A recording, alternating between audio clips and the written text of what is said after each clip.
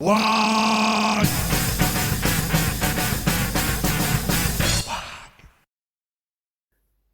Et salut les boys, on va commencer une nouvelle série de vidéos qui est consacrée à faire le tour d'horizon des héros du jeu. C'est une série qu'on a discuté un petit peu avec la team. Voilà, j'avais lancé ça sur le Discord pour qui me propose des noms. Donc j'avais eu un petit peu de tout. Voilà, j'ai eu du Batman, Wolverine, Garrosh, mais j'ai eu après quelques propositions intéressantes. Donc on s'était dit qu'on soumettrait au vote. Voilà ce qui m'avait sorti: Calgar, Sicario, Sanguinor et Solari. Donc j'avais soumis leur shortlist au vote. Et comme vous pouvez le voir, c'est Calgar qui est ressorti vainqueur de ce premier vote. Donc on s'y colle. Donc Calgar, bah, quand même héros emblématique, hein, que ça soit sur le jeu de figurines ou dans le jeu. C'est vrai qu'au début, les développeurs eux-mêmes le présentaient un petit peu comme le Graal du jeu. C'était le personnage qui était le plus difficile à obtenir et à monter. Certains ont mis presque un an à pouvoir ne serait-ce que l'avoir. Enfin, donc c'est vrai qu'on était sur un taux de difficulté d'obtention assez ouf. Et le monter était inabordable au début si on ne pouvait pas s'offrir des fragments génériques.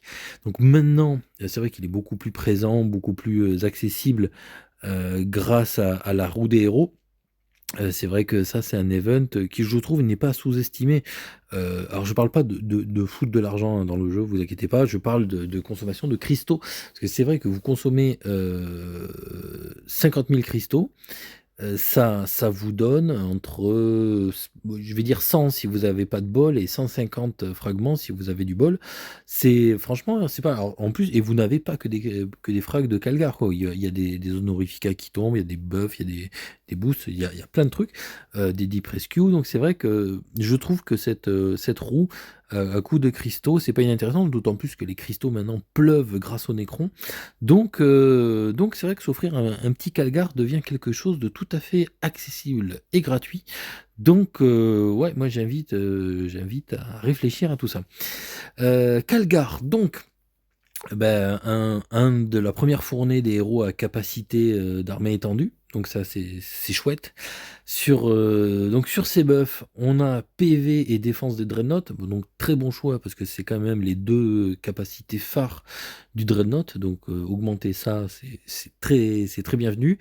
Et après, attaque de toutes les unités. Donc moi j'ai mis à la logique des talents du héros. Tu renforces tes dreads de ta compo et après l'attaque de tout ce qu'il y a derrière. Et des dreads aussi. Donc moi j'aime bien cette idée. Voilà, ça permet de faire une compo un peu turtle, quoi. C'est un truc un peu blindé devant avec les dreads et derrière tout le monde mitraille fort. J'aime bien l'idée. Bon, le talent rouge, on s'en fout parce que c'est vraiment dans les expéditions, tout ça. On n'utilise pas Calgar dans les expéditions. Donc, le expert stratégique, bon, voilà, talent générique, bon, c'est bien qu'il soit là, mais en vrai, c'est pas terrible. Il y a plein de circonstances où ça marche pas, malheureusement, ces talents en follow ou en défense de groupe, donc c'est un peu chiant. Mais d'un certain côté, Calgar, pour moi, n'est pas un héros de combat d'équipe. Donc c'est quand même bien qu'il ait ce talent, parce que c'est vrai que moi, c'est plutôt un héros que j'utilise seul. Donc c'est pas mal qu'il ait bon, ce talent solo, parce que c'est vrai que pour moi, c'est plus un combattant solo. Ensuite, l'assaut zélé. Donc ça, bon, bah, talent très très bon, parce que c'est vrai que 30% de chance de l'activer, bon, c'est un bon ratio. Et après, l'effet est quand même très important. À haut niveau, on est entre 70 et 80% d'augmentation de dégâts. Enfin voilà, on s'approche de l'effet d'un double hit. Donc c'est génial. Je trouve ça offre un burst qui est très intéressant. Un burst qui n'est pas lié justement à une double attaque. C'est vrai que deux attaques, c'est des opportunités de contre-attaque doublées, alors que là, on est sur un seul hit qui entraîne beaucoup plus de dégâts. Donc c'est vrai que c'est qu'une seule contre-attaque, et une seule contre-attaque qui est donc bien affaiblie du fait du montant des dégâts subis. Donc moi j'aime beaucoup ces talents burst. Je trouve que c'est très impactant. On parle ensuite de la perturbation orbitale, qui est quand même le talent phare de Calgar. voilà, le premier héros à avoir ce talent avec, Corssaro, donc bon, Corssaro qui est un héros VIP. Là maintenant, c'est un enfin voilà, pour moi Calgar a rejoint le rang des héros free to play et donc on a une perturbation orbitale en free to play. C'est cool, donc on va faire un peu le détail du talent bien entendu. Quand notre armée attaque, elle a 10 donc là, du fait de mon niveau, 18% de chance d'empêcher la cible d'attaquer pendant 1 seconde. Donc en fait, ça fait que vos unités et ou vos héros, quand ils tapent, il y a un rôle qui est fait, 18%, donc là 18% de chance pour moi, de faire que l'unité ciblée, pas toute l'armée, juste l'unité qui prend le shoot, soit neutralisée pendant 1 seconde.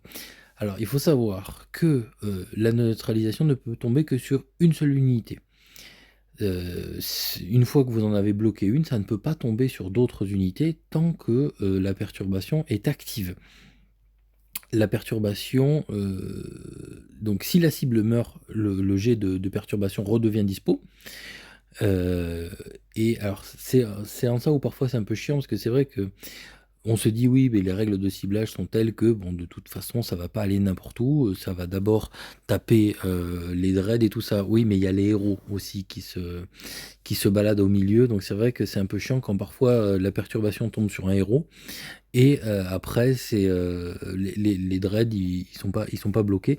Donc c'est vrai qu'il y a un peu ce côté loterie sur la perturbation orbitale qui est parfois un peu chiant. Enfin, le côté malchance, quoi. Voilà, c'est genre ça tombe sur un héros au lieu de tomber sur les dreads ou sur n'importe quelle unité qui était en première ligne, relou. Mais par contre, quand ça proc là où il faut, c'est dévastateur parce que c'est vrai qu'on peut se dire oui, 1 seconde, c'est rien du tout. Bah, si vous avez une compo vitesse d'attaque et réduction en face, bah, en 1 seconde, enfin vous avez vos Vanguard et vos Primaris qui font quasiment 2 rounds. Donc c'est vrai que c'est énorme. Donc et d'autant plus d'opportunités que de renouveler la perturbation. Alors, les timings ne s'additionnent pas, c'est-à-dire que si vous avez plusieurs fois des Vanguard et des Primaris qui font des hits et qui font proquer plusieurs fois le talent, donc sur la même unité, hein, ça ne peut tomber que sur... Une fois qu'une unité est perturbée, les autres jets, enfin les autres opportunités de relancer la perturbation seront sur cette unité tant que le timer n'est pas tombé. C'est pas une addition, c'est un refresh du timer qui va se passer. C'est-à-dire que vous faites une attaque, ils sont bloqués pendant 1 seconde. Et ben, si une demi-seconde après vous faites une attaque qui entraîne une nouvelle perturbation, le timer d'1 seconde repart à ce moment-là. Donc dans tous les cas, vous excéderez pas 1 seconde de perturbation. Euh, donc, une fois que le timer est tombé, vous pouvez reroll, enfin ça peut tomber sur une nouvelle unité par contre, la perturbation, ou bien sûr à la mort de l'unité comme je l'ai dit tout à l'heure. Donc pour moi voilà, ça c'est le talent strong de Calgar, hein, et c'est pour moi ce qui en fait, un héros de duel. C'est vraiment, un talent qui permet de faire du combat, interflotte, on va dire, donc Ennio, l'arène ou du un contre un. On va dire que voilà, tu tout seul à défendre un truc, tu te fais attaquer par un mec, ou c'est l'inverse, il y a un seul gars qui défend et toi t'attaques, solo. Un Calgar, là, c'est vrai que ça peut être intéressant. Voilà, c'est genre tu tombes sur un mec qui a une compo, Dreadwall, en face, il est tout seul, bah, tu un Calgar, il y a moyen que tu l'éclates sans avoir le moindre dégât. Donc voilà, c'est vrai que Calgar pour moi, il est vraiment dans cette optique-là. Neutralisation, finalement, ce que ça fait, c'est que ça empêche l'unité d'attaquer, mais aussi de contre-attaquer. Parce que du coup, comme l'unité n'est pas en mesure d'envoyer d'attaque, c'est vrai que pour le talent contre-attaque, du coup, c'est perdu. Ça, c'est assez intéressant. Alors, ça n'empêche pas le renvoi de dégâts, parce que le renvoi de dégâts, finalement, ce n'est pas une attaque, c'est une déflexion, finalement. Donc, ça fait que ça proc. Une unité qui est bloquée, qui ne peut pas attaquer, voilà, peut continuer à esquiver, des trucs comme ça. C'est juste que ça l'empêche de faire un jet d'attaque, globalement. Donc c'est vrai que c'est aussi pour ça que c'est intéressant contre une flotte que contre une barge, parce que c'est vrai que sur une barge, il y a plein d'unités différentes de tout tiers. Donc la perturbation finalement sera pas assez impactante, je trouve. Mais par contre, face à une flotte adverse, là tu peux bloquer un pourcentage non négligeable de la flotte en face. Si le mec il est mono-unité, bah, tu bloques tout. Bah, s'il a que 2 ou 3 types d'unités différents, bah, tu bloques voilà, 30%, 50%, enfin bon, bref, c'est énorme. Donc voilà, moi je trouve Calgar très fort sur l'idée de 1 contre 1. Voilà, mais je trouve ça très bien que maintenant il ait pu rejoindre cette étiquette de free to play en cette roue des héros. Et puis il y a un autre événement, j'ai perdu le nom, mais voilà, l'espèce de loterie qui permet d'avoir des petits fragments aussi de ci, de là. Voilà. Bon, ben, Stan, celle-là, elle est pour toi. Je sais que c'est ton chouchou qui est mis à l'honneur.